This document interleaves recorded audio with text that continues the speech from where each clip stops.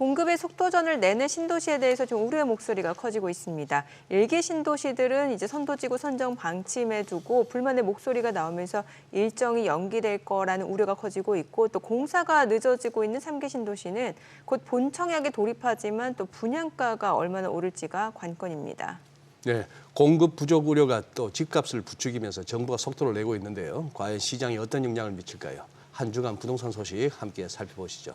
오늘도 도시와 경제 송승인 대표 자리하셨습니다. 어서 오세요. 송 안녕하세요. 대표님. 예. 먼저 이 신도시 소식 한번 좀 살펴보죠. 정부가 3기 신도시 같은 이제 이건 뭐 결국 물량 공급하겠다는 의지인데 필요하면 추가 공급 확대 방안도 내놓겠다고 하는데 서울 아파트 전세값 지금 오르고 있고 집값도 슬슬 상승세를 보이고 공급에 이제 박차를 가하는 모습이긴 합니다. 지금 3기 쪽 어떻게 돼가고 있죠? 지금 네. 지적하신 대로 지금 뭐 주택 가격의 그 불안 요인들이 커졌거든요. 네. 이 3기 신도시가 사실 취지가 뭐 서울의 주택 가격 안정, 그다음에 뭐 주거에 대한 불안, 뭐 이런 것들을 해소하기 위한 건데 지금 뭐 부동산 시장 자체가 굉장히 많이 좀 변화가 커졌어요. 지금 한 16주 연속으로 좀 상승하고 있는 국면이기 때문에 뭐 추세가 상승 국면으로 들어섰다라고 봐야 될 것 같아요. 그리고 0.24% 정도가 올라갔고 지금 뭐 전세 가격 상승보다 매매 가격 상승이 지금 더 높거든요. 그래서 이런 뭐 시장에 대한 그 불안 요인들이 컸기 때문에 앞에 CG에서 나온 것처럼 최상무 경제부총리께서 뭐 이런 얘기를 하신 것 같아요.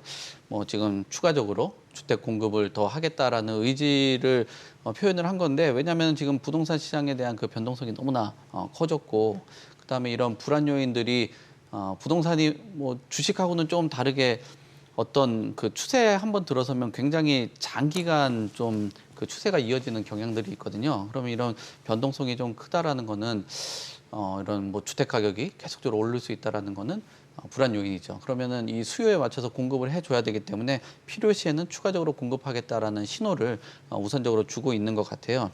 지금 서울의 뭐 일부 지역에서는 중심 서울의 중심 지역들 뭐 이런 지역의 상승세라고는 이야기하는데 제가 볼 때는 일부 지역은 지금 아닌 것 같아요. 전반적인 그 25개구 대부분이 지금 상승세로 전환한 일부 지역이 아니라 대부분이 오르고 있다. 예, 그렇죠. 지금 뭐 보도 자료 최근에 부동산원 자료 나온 걸 보더라도 네. 지금 가파르게 올라가고 있는 그런 상황이거든요. 지금 어떤 영향들이 있냐면은 지금 뭐 스트레스 DSR에 대한 2단계 그것도 이제 일정 부분 일정을 조정을 했거든요. 그렇죠. 일정을 조정을 했다라는 거는 이 짧은 기간 안에 미래에 있는 그 수요자들이 시장에 뛰어들 수가 있는 거죠. 그래서 9월 달까지 굉장히 이런 수요세들이 강한 힘을 갖고 주택 가격이 좀 강하게 좀 올라갈 가능성이 있다라고 보여져요. 그래서 이 정부 안에서는 집값에 대해서 이 상승을 조장하는 거 아니냐, 뭐 이런 얘기들이 나오고는 있습니다. 근데 이 스트레스 DSR을 뒤로 연장을 하고 뭐 신생아 특례라든지 이런 부분들이 들어가게 되면 아무래도 수요가 굉장히 뭐 10명 정도가 집을 살 수 있는 구조에서 뭐 100명까지 늘어난다면 수요가 엄청나게 커지잖아요. 네. 주택 가격이 당연히 오르는 건데 그 부분에 대해서는 반박을 했거든요. 근데 이 반박에 대해서도 이해를 할 수밖에 없는 게 지금 PF 시장이 계속적으로 위험하다라는, 그다음에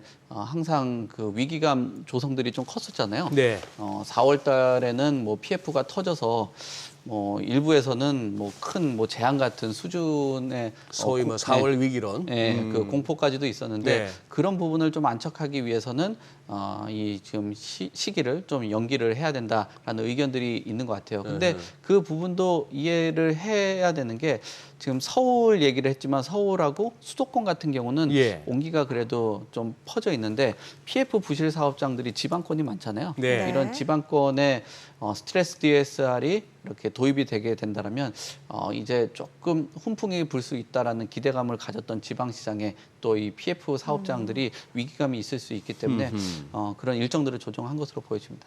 네.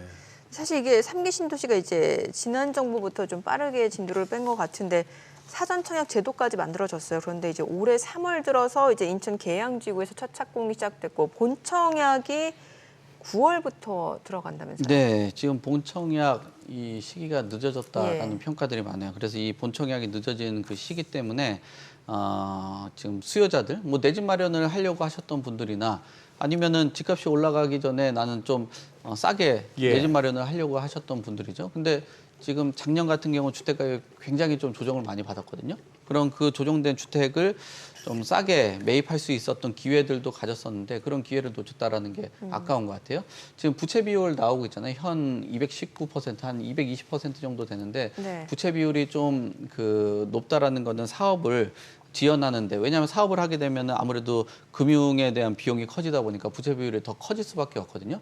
근데 부채 비율에 대해서는 연연하지 않고 정부 계획을 이행하겠다라고 얘기하는 거는 결국은 부채 비율이 부담스럽긴 한데 어쨌든 뭐 주택 가격의 그 불안정 그리고 공급에 대한 위축에 대한 부분들을 좀 해소하기 위한 방향을 뭐 얘기를 했다라고 봐야 될 것 같아요. 역시 부담스럽다 보니까 아무래도 뭐 인프라들이나 이런 것들이 잘 갖춰져 있으면은 예산이 좀 적게 들어가거든요. 그곳에 이제 1만 가구 정도 착공을 한다라는 계획들이 있습니다. 본청약 앞둔 공공분양 단지들 보면은 지금 뭐 그 물량들이 생각보다 좀 적어요. 그러니까 동작 수방사가 39채, 네. 그다음에 뭐 의왕 같은 경우가 좀 많다라고 평가받는데 한 870, 그리고 수도권 보시면은 개항이 한 1100세대 뭐 요 정도 나오는 상황이고요. 10월 달에는 서울하고 좀 떨어져 있죠. 청북 혁신도시 여기 한 930가구 정도 나옵니다. 그리고 11월에 뭐 성남이나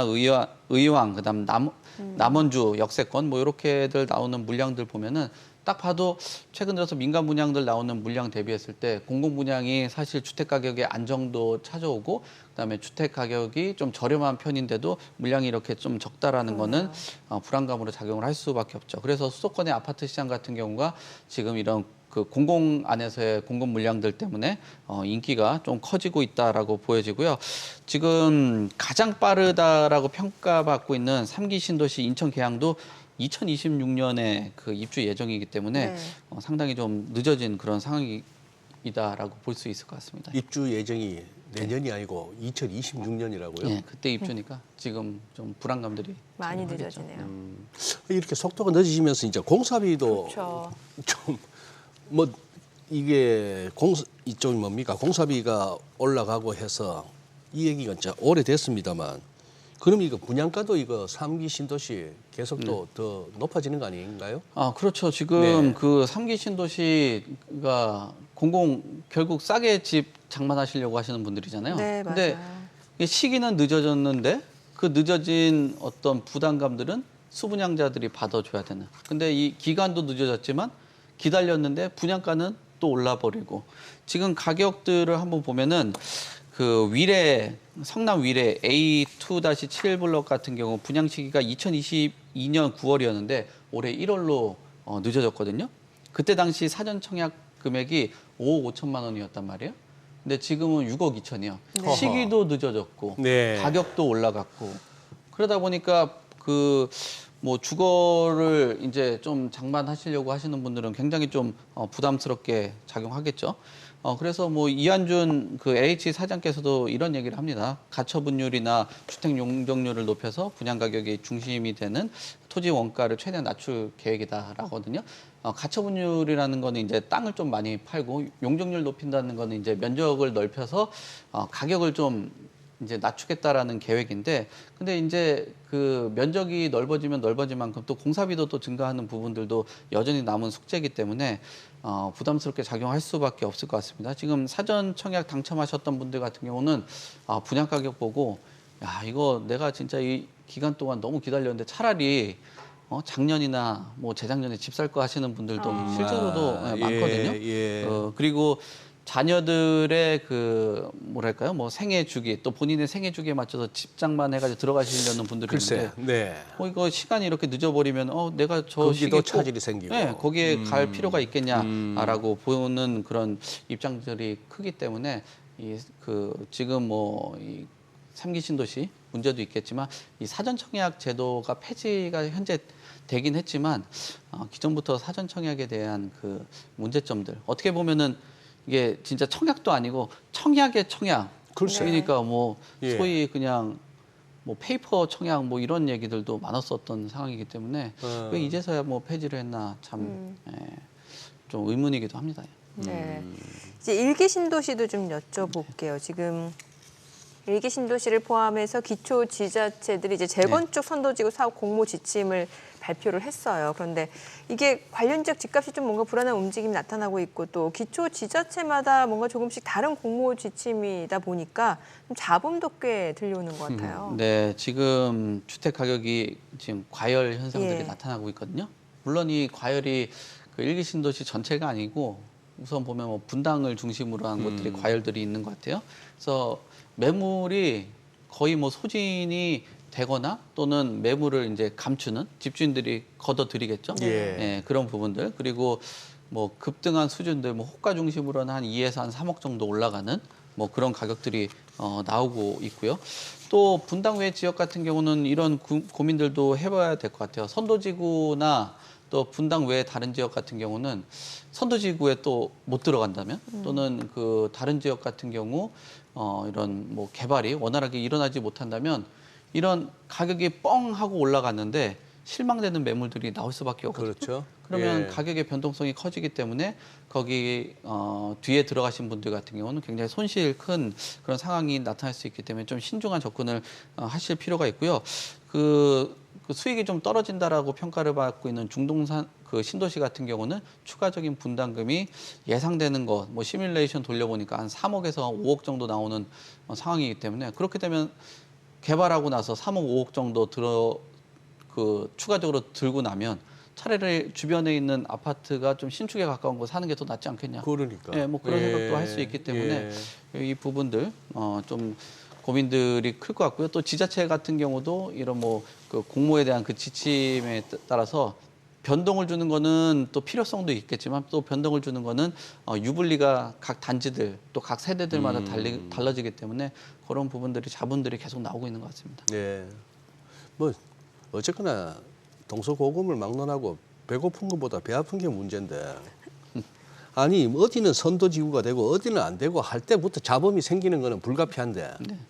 지금 여기 분당이 이제 제일 그 중에서도 단위가 크죠. 예, 단위가 큰데 성남시장에 대해서 주민소환 주장까지 나온다면서요. 네. 뭐가 논란이 되고 있기 그러니까 이게 때문에 판이 크니까 예, 그 판이 크면서 점점 불협화음들이 커질 수밖에 없죠. 왜냐하면 네. 여기가 분당을 만약에 최대로 하면은 한 12,000가구 정도 되거든요. 예. 그러니까 일기 신도시 중에서 규모가 제일 커요. 그리고 주택 가격도 가장 높은 지역들이 있다 보니까 그 정부에서 내놓는 가이드라인이 있는데 시제에 예. 나오는 것처럼 뭐 주민 동의라든지 뭐 정주 환경 뭐 여러 가지 그 동의들이 있는데 성남시가 이런 부분들을 약간 좀 그 손을 보고 있는 그런 상황이기 때문에 뭐 불협화음들이 나올 수밖에 없죠. 특히나 지금 그 성남 같은 경우, 뭐 여기 분당 같은 경우는 상가 소유주들의 이제 동의 여부를 제외하기 때문에 그 숫자가 줄어들게 되면 동의율이 올라가는 그런 구조잖아요. 어허. 네, 그러니까 이런 뭐 상가 동의율 뺀 곳 같은 경우에 혜택을 주는 거 아니냐.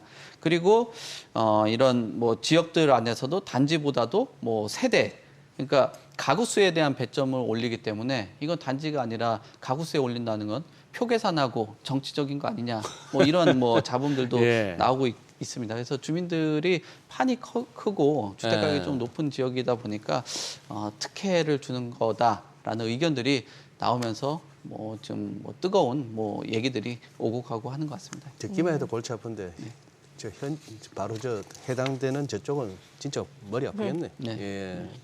그 하반기 분양 시장 좀 여쭤볼게요. 이제 올 하반기에는 지난해보다 많은 물량이 좀 네. 집중될 것으로 보여지는데 근데 사실 지방 같은 경우는 여전히 악성 미분양이 많잖아요. 네. 옥석가리가 필요할 수밖에 없겠네요. 그렇죠. 예. 지금 있는 물량에서 추가적으로 예. 더 물량이 늘어난다라는 거는 기존에 있었던 미분양 물량하고 또 경쟁을 해야 되는 그렇죠. 그런 구조이기 때문에 좀 옥석을 가려야 될 것 같습니다. 올 하반기에 보면은 전국 222개 단지 그리고 19만 3천 가구 정도가 분양 물량으로 나옵니다. 1년 새에 한 4% 정도 늘어났고요.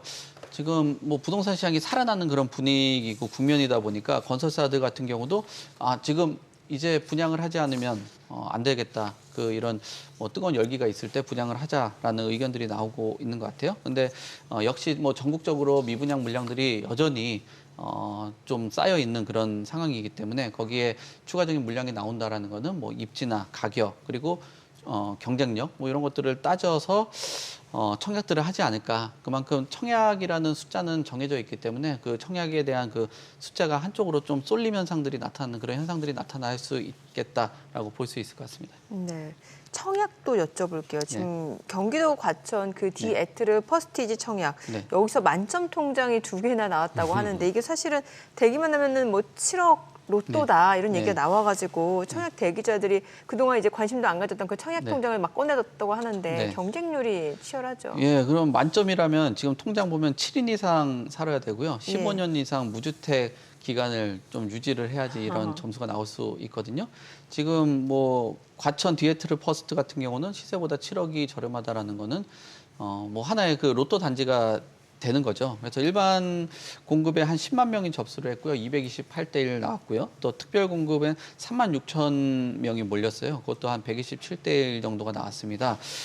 그거에 비해서 뭐 다른 지역 같은 경우는 뭐 광주나 대전, 울산 같은 경우는 1순위 청약 접수를 했는데 성적이 저조하거든요. 그 말은 뭐냐면은 이렇게 가격이 좀 저렴하고 입지가 좀 뛰어나고 안전 마진을 넘어서 뭐 로또 마진이 확보가 되어 있는 곳들 같은 경우는 인기가 계속적으로 되는 그런 시장이다라고 볼 수 있을 것 같습니다. 네, 오늘 내용 잘 들었습니다. 네. 고맙습니다. 감사합니다. 감사합니다.